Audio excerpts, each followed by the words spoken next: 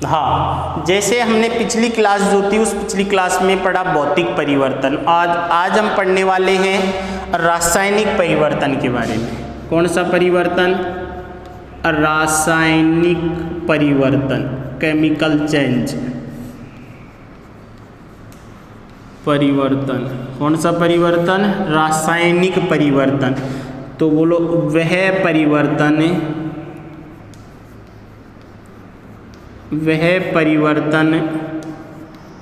जिसमें पदार्थ के भौतिक गुणों के साथ साथ और रासायनिक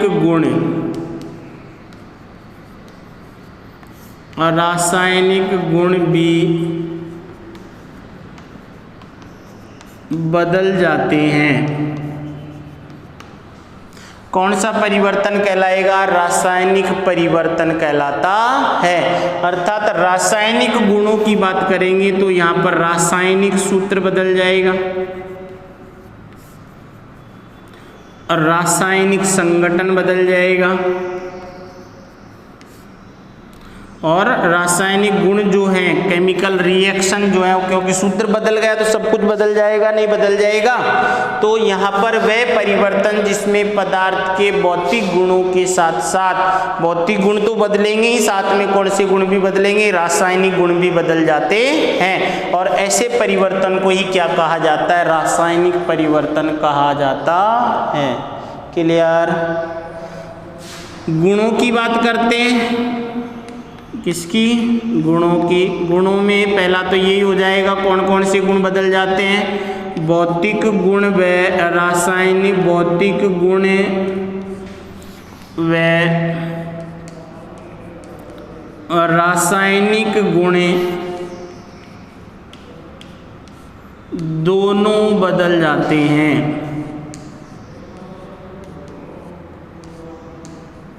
ये बात क्लियर है एक तो। दूसरी बात करते हैं, जैसे रासायनिक, जैसे एक उदाहरण से देख लेते हैं। C+O2 इक्वल टू क्या हो जाएगा? CO2।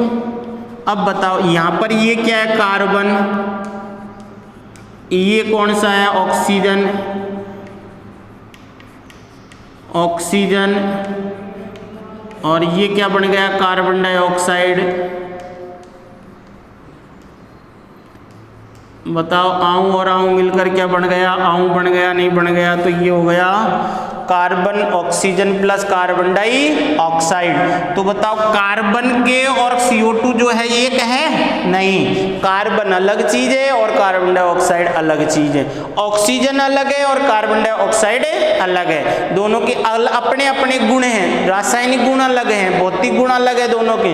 कार्बन के अलग भौतिक गुण है और कार्बन डाइऑक्साइड के अलग भौतिक गुण है। कार्बन क्या है? ठोस है। कार्बन डाइऑक्साइड क्या है? गैस है। ऑक्सीजन क्या है? गैस है या नहीं है? तो यहाँ पर जो है भौतिक गुणों के साथ साथ रासायनिक गुण भी क्या हो जाएंगे? बदल जाते हैं। कार्बन का अलग सूत्र है, ऑक्सीजन का अलग सूत्र है, कार्बन डाइऑक्साइड का अलग सूत्र है या नहीं है? इसका परमाणु द्रव्यमान अलग होगा, इसका परमाणु द्रव्यमान अलग होगा और इसका परमाणु द्रव्यमान अलग होगा, परंतु इन दोनों के कुल परमाणु द्रव्यमान उसके कुल परमाणु द्रव्यमान के बराबर होगा। ये अपन आगे देखेंगे। दूसरे गुण की बात करते हैं। भौतिक गुण में दूसरा गुण जो है वो होगा कि यह परिवर्तन क्या होगा? यह परिवर्तन स्थायी होता है। क्या होता है? स्थायी। अर्थात एक बार हो जाता है तो दोबारा नहीं हो सकता। दोबारा होने के लिए कंडीशन अपन को क्या करनी पड़ेगी? अप्लाई करनी पड़ेगी। तो ये परिवर्तन C+O2 जो है उससे क्या बन जाता है? CO2 बन जाता है। तो ये परिवर्तन क्या हो जाता है? स्थायी। जैसे H2+O2 इक्वल टू H2O। तो यहाँ पर ये जल बना, इसके लिए अपन को क्या करनी पड़ेगी? यहाँ पर कंडीशन अप्लाई करनी पड़ेगी। है ना। तो उसी कंडीशन में किसका निर्माण होगा, जल का निर्माण होता है। अर्थात ये पुनः अगर अपन इस जल को भर के रख देंगे 1 दिन 2 दिन, तब भी वो जल उसी में रहेगा। ये नहीं कि जल हो गया और अपन को एक बर्तन के आधे भाग में क्या मिल गई, O2 मिल गई, और आधे भाग में क्या मिल गई, H2 मिल गई। ऐसा नहीं होगा। 10 दिन भी रखोगे तो भी नहीं होगा, परंतु 20 दिन रखने के पश्चात भी नहीं होगा, है ना। मेरी बात समझ में आ गई कि यह परिवर्तन कैसा होता है, स्थायी होता है। तीसरी बात करते हैं, तो यह परिवर्तन क्या होगा, अनुत्क्रमणीय। अनुत्क्रमणीय का मतलब क्या होगा कि अभिकारक से किसका निर्माण होगा, उत्पाद का निर्माण होगा, और उत्पाद से वापस अभिकारक का निर्माण नहीं होगा। कुछ रिएक्शन जो होती है उत्क्रमणीय अभिक्रिया उनमें हो जाता है, परंतु सभी रासायनिक अभिक्रियाएं जो होती हैं और सभी रासायनिक परिवर्तन जो होगा उनमें ऐसा नहीं होगा। क्लियर मेरी बात। तो यहाँ पर यह परिवर्तन क्या होगा, अनुत्क्रमणीय। तीसरा कारण क्या है, यह परिवर्तन अनुत्क्रमणीय होगा। अनुत्क्रमणीय का मतलब मैंने बता दिया कि कौन सा पाद, क्रिया अभिकारक से किसका निर्माण होगा, उत्पाद का निर्माण होगा, परंतु उत्पाद से अभिकारक का निर्माण नहीं होता है।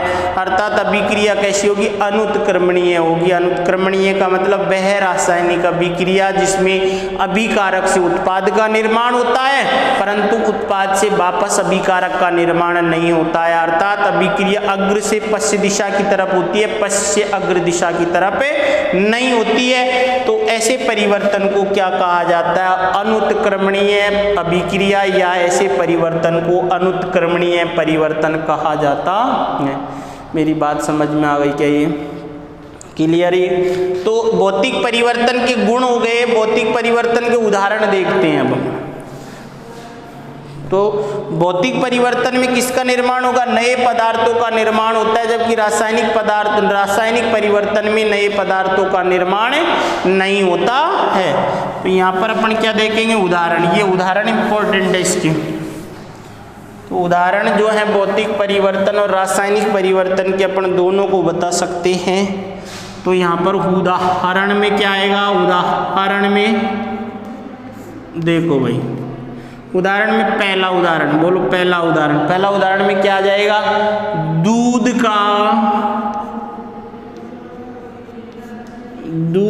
का दही में बदलना। तो बताओ, बदलना, तो दूध का किस में बदलना, दही में बदलना। मेहमान आए, वापिस अपने दही को किस में बदल लेंगे, दूध में। ऐसा होगा क्या, नहीं होगा। तो दूध एक बार अपन ने उसमें क्या दे दिया, जावण दे दिया, और जावण देने के बाद में वो किस में बदल जाएगा, दही में बदल जाएगा। और अगर ये नहीं कि अपन पकड़ के उसमें के जावण को बाहर निकाल लें, वो पूरा ही क्या बढ़ जाएगा, फिर जावण बन जाएगा। अर्थात वो क्या बन गया, दही। और दही को पुनः किस में नहीं बदला जा सकता, दूध में नहीं बदला जा सकता। तो यह परिवर्तन कैसा परिवर्तन है, स्थायी परिवर्तन है, अनुत्क्रमणीय परिवर्तन है। तो यहाँ पर दूध के अपने अलग गुण हैं और दही के अपने अलग गुण हैं। मेरी बात समझ में आ गई क्या। दूसरा उदाहरण, लोहे पर जंग लगना। लोहे पर जंग लगना। तो बताओ, अगर लोहे पर जंग लग गई, क्या लग गई, लोहे पर अगर जंग लग जाती है तो पुनः जंग लगे हुए लोहे से फ्रेश लोहा बना सकते हैं क्या, नहीं बना सकते। तो लोहे पर अगर जंग लग गई तो वो लोहा क्या हो जाएगा, खराब हो जाएगा, और उससे पुनः दूसरा नया लोहा नहीं बना सकते। जैसे तीसरा उदाहरण बात कर सकते, सीजना।